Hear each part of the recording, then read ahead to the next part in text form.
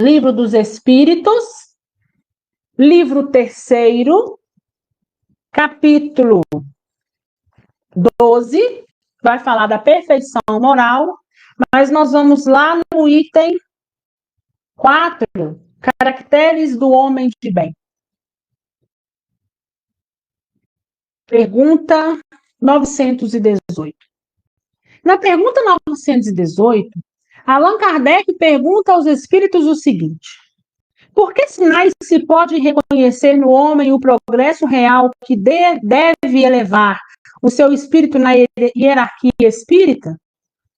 Ele está perguntando o seguinte: quais sinais a gente consegue identificar no homem para que ele possa ter esse progresso e se elevar? Como que a gente sabe, né? Como que a gente reconhece? Os espíritos dizem o seguinte: o espírito prova a sua elevação quando todos os atos da sua vida corpórea constituem a prática da lei de Deus e quando compreende por antecipação a vida espiritual. Então, como a gente reconhece um homem que progride, que está progredindo? Um homem que está seguindo conforme os princípios de Deus. Que os princípios são esses? Princípios que foram ensinados por Jesus. Por isso a gente sempre fala, olha, quando uma determinada atitude sua você não souber o que fazer, ou você, ainda que saiba o que fazer, fique na dúvida, a gente sempre pergunta: o que eu estou fazendo está indo de acordo com os meus princípios? Isso me afasta ou me aproxima dos ensinamentos de Jesus? Porque quando a gente não tem princípios que vêm do berço, que nos ensinem o que é certo e errado, a gente olha mais para Jesus. Quando a gente tem os princípios que vêm de berço e tem os ensinamentos de Jesus, a gente faz uma correlação da nossa mente, o que nós achamos, né?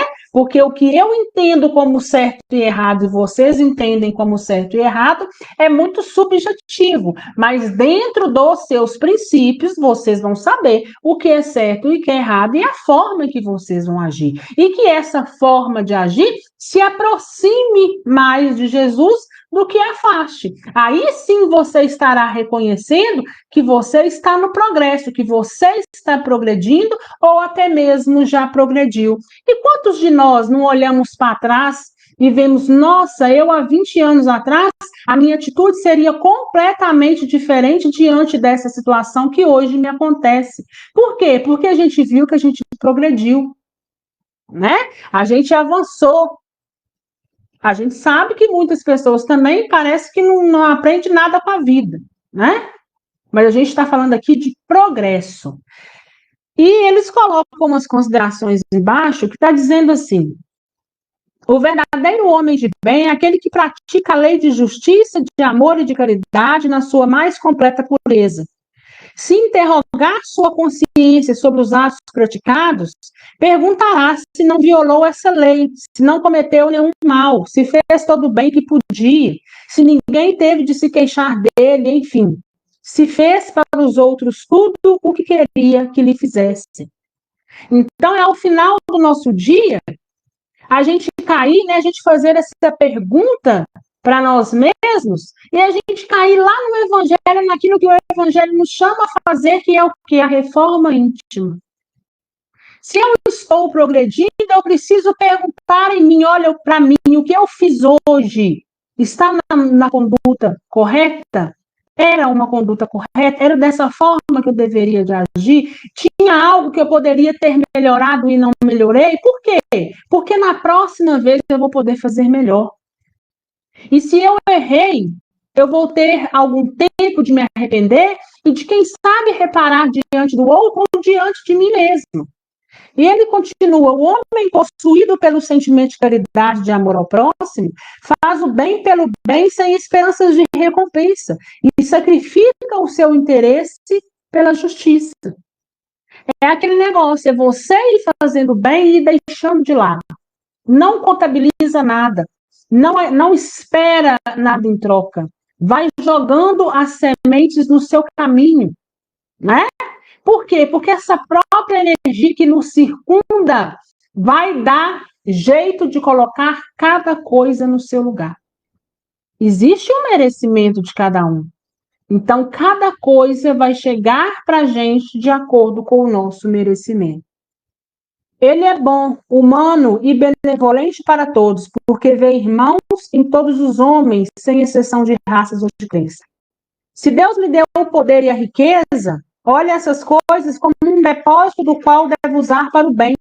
E disso não se envaidece, porque sabe que Deus lhes deu também poder para retirá-los. E a gente vai lá naquela palavra dos inferiores e superiores do Evangelho. Aquilo que nos é dado, a qualquer tempo pode nos ser tirado. Então, se eu tenho uma condição melhor e não usufruo da forma que deveria, isso também pode me ser tirado. Isso é temporário, essas condições, elas são temporárias, são inerentes àquilo que nós viemos aqui cumprir nessa terra.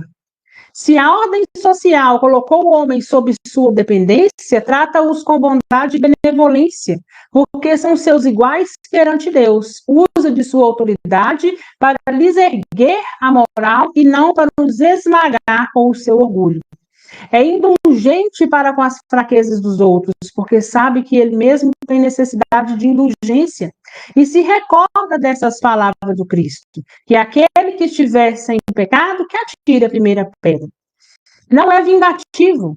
A exemplo de Jesus, perdoa as ofensas para não se lembrar, senão dos benefícios, porque sabe que lhe será perdoado, assim como tiver perdoado. Respeita, enfim, os seus semelhantes todos os direitos decorrentes da lei natural, como desejaria que respeitassem os seus. Então, são essas reflexões que um homem de progresso ou em progresso precisa fazer e precisa ter em si, né? É lógico que isso não quer dizer a gente ser uma pessoa que deixa o outro fazer o que quiser da gente, não é isso, né? Mas é a gente, dentro dos nossos princípios, entender que o outro não é melhor do que eu pela posição que ele está, e nem eu sou melhor que ele se eu estiver numa posição que, vamos dizer assim, materialmente melhor. Porque são condições temporárias e muitas das vezes aquele que você acha que tem convicção que está ali numa situação de inferioridade, às vezes está mais à frente do que você na linha de evolução. Eu escutei uma palavra de uma moça outro dia que falou o seguinte: olha, eu antigamente julgava muitas pessoas. Hoje eu comento, eu falo de uma forma reflexiva, mas eu não julgo mais. Porque eu morro de medo de chegar lá no céu, ela falava assim, morro de medo de chegar lá no céu, e aquela pessoa que eu achava que era uma pessoa imunda e não merecia estar ali, eu dar de cara com ele lá. Ou então, eu achar que ele não ia para o céu e eu estar no inferno. Aí eu trouxe automaticamente essa reflexão para a nossa doutrina, né? Já pensou aquela pessoa que você achava que não tinha ensinamento nenhum, que não tinha nada, que não valia nada, que você, de uma certa forma, o menosprezava? Aí você chega lá, em uma das colônias, dá de cara com ele lá, a sua cara lá no chão.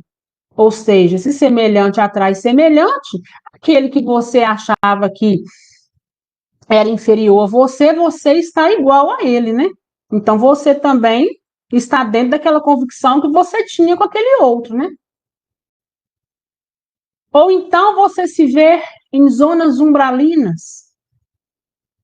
E quando você vê uma mão estendida para o resgate, que você olha para cima, é aquela pessoa que você tanto apedrejou. E aí, como é que a gente faz?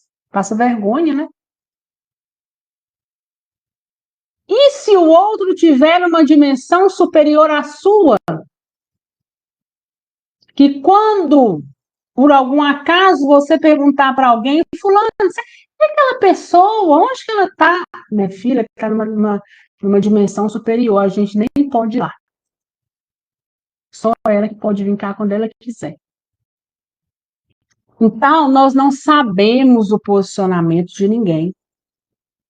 Por isso que nós precisamos olhar para nós, fazer a nossa parte, estender a mão para todos. Ah, o outro não quer, não? Ô, meu filho, não posso fazer nada. Se você não quer, então eu deixo você seguir, que você siga em paz, que você siga na luz do Espírito Santo. Precisando de mim, eu estou aqui, mas eu preciso também te deixar seguir da mesma forma que eu preciso seguir com a minha vida e com as minhas responsabilidades. E assim a gente vai caminhando. Alguém nos feriu? Fulano, eu te perdoo. Você está perdoado. Eu não consigo hoje conviver com você, mas eu desejo que você siga em paz. E se um dia eu puder te ajudar, eu até posso te ajudar. Por enquanto eu não consigo conviver com você, mas eu estou torcendo e rogando a Deus para que tirem essa nuvem da minha mente e do meu coração para que eu consiga conviver com você. Para que você entenda quem eu sou e perceba o quão equivocado você está. E assim a gente vai seguindo. Então, fazer a reforma íntima de nós mesmos, nos chamar a nossa realidade primeiro, porque eu preciso me desenvolver, né? O nosso desenvolvimento, ele é único, ele é pessoal. Cada um vai desenvolver-se por si. O que eu já aprendi a desenvolver, eu não vou obrigar e nem vou conseguir fazer com que o outro que ainda não tem essa qualidade, essa sabedoria, se ele não passar, talvez, pelas mesmas coisas que eu passar, pelas oportunidades que me fizeram chegar, ter esse raciocínio. E da mesma forma, às vezes tem algo que ele tem também, que eu não tenho, e que eu vou precisar desenvolver. Então, é único. Para nós chegarmos na classe dos espíritos puros, onde se encontra Jesus, o nosso crescimento é único. Ninguém vai poder fazê-lo por nós. Então, nós precisamos caminhar, deixar os nossos entes caminhar, porque eles também precisam chegar. Nós não queremos nossos entes atrasados, nós queremos nossos entes evoluindo. Nós não queremos nossos entes nasquelas dimensões de umbral. Nós queremos nossos entes em dimensões positivas. E para chegar nas dimensões positivas, a gente precisa passar por aquele filtro purgatório, que é deixar tudo aquilo de denso para trás, porque senão nós não vamos avançar. Né? Não vamos avançar. Item 5, conhecimento de si mesmo. Pergunta 919. Qual é o meio prático mais eficaz para se melhorar nessa vida e resistir ao arrastamento do mal? Um sábio da antiguidade vos disse: conhece-te a ti mesmo. Então, Allan Kardec perguntou para os espíritos, né? Como que eu faço para melhorar nessa vida? E para mim não entrar tanto no caminho do mal, para que eu possa me esquivar desse mal. E ele fala: conhece a si mesmo. Olhe para você. Faça essas reflexões. Porque é a partir dessa reflexão que você vai ver se você está tendo uma tendência para o mal ou uma tendência para o bem. E te conhecendo, sabendo os seus princípios, se você entra por um caminho errado, você vai precisar se autocorrigir. Olha, eu me conheço. Eu me conheço. Pelos princípios que eu carrego, eu não vou fazer isso. Então, eu vou. Né? Se for me dado algo para fazer aqui, eu vou fazer da melhor forma. Fazer de qualquer jeito não é da minha índole, do meu jeito, do meu caráter. Se for para ser assim, eu não vou fazer. E a gente dá um passo atrás.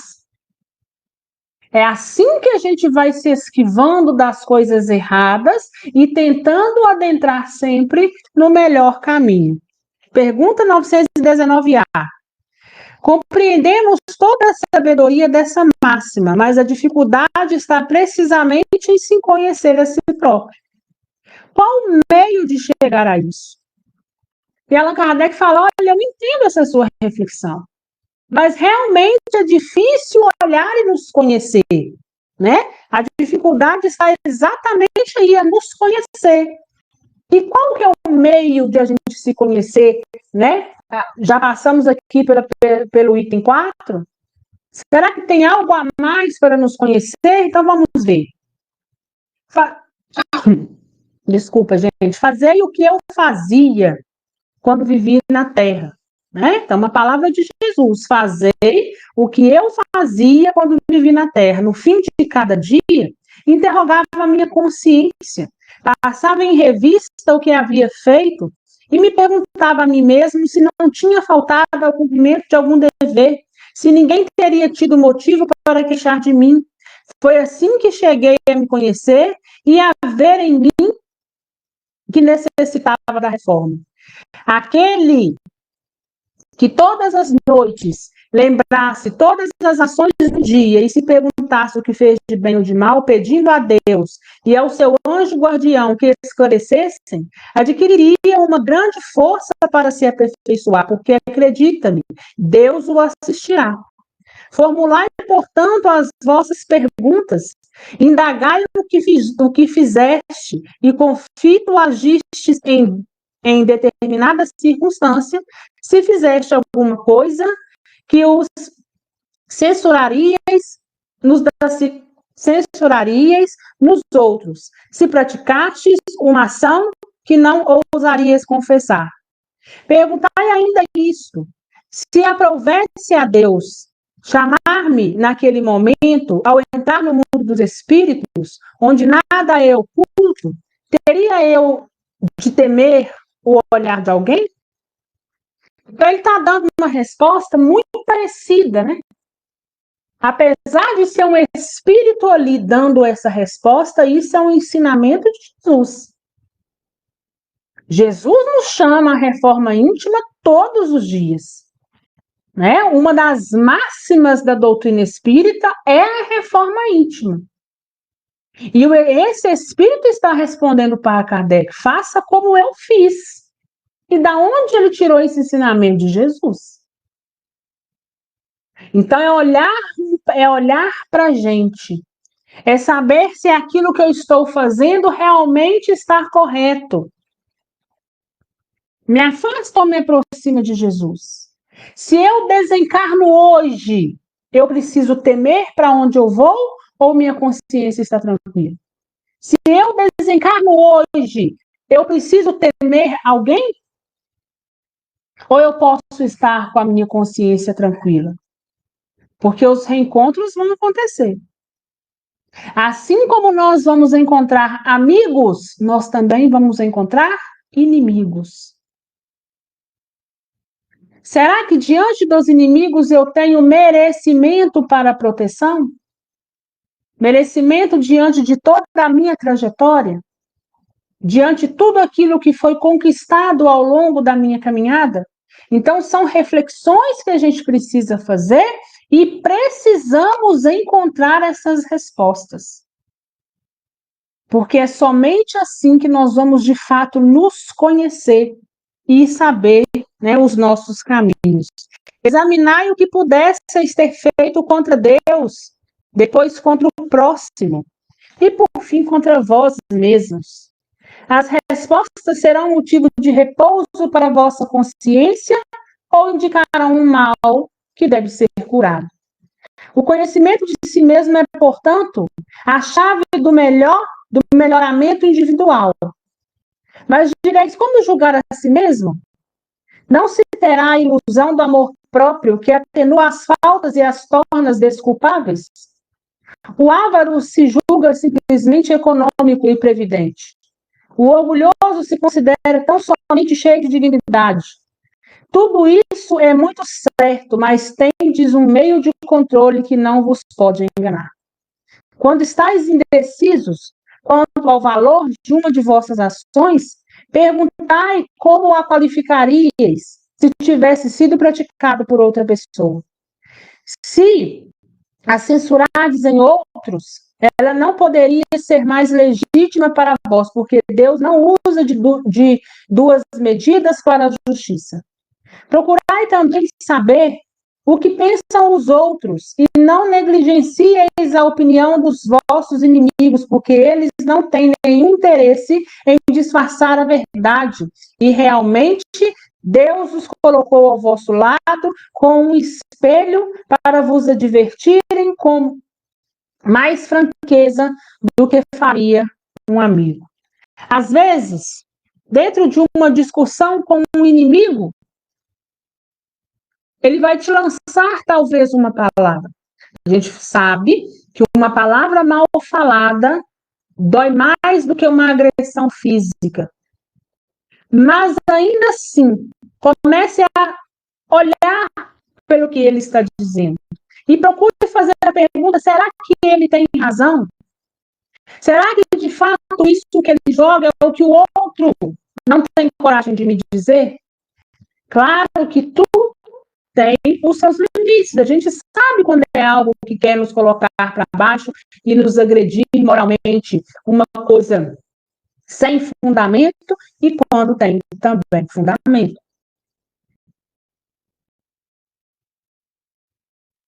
Cadê, meu Deus? Eu marquei aqui. Que aquele que tem a verdadeira vontade de se melhorar, explore, portanto, a sua consciência, a fim de arrancar dali as más tendências, como arranca as ervas daninhas do seu jardim.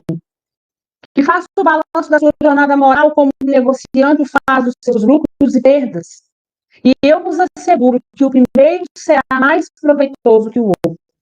Se ele puder dizer que a sua jornada foi boa, pode dormir em paz e esperar sem temor o despertar na outra vida.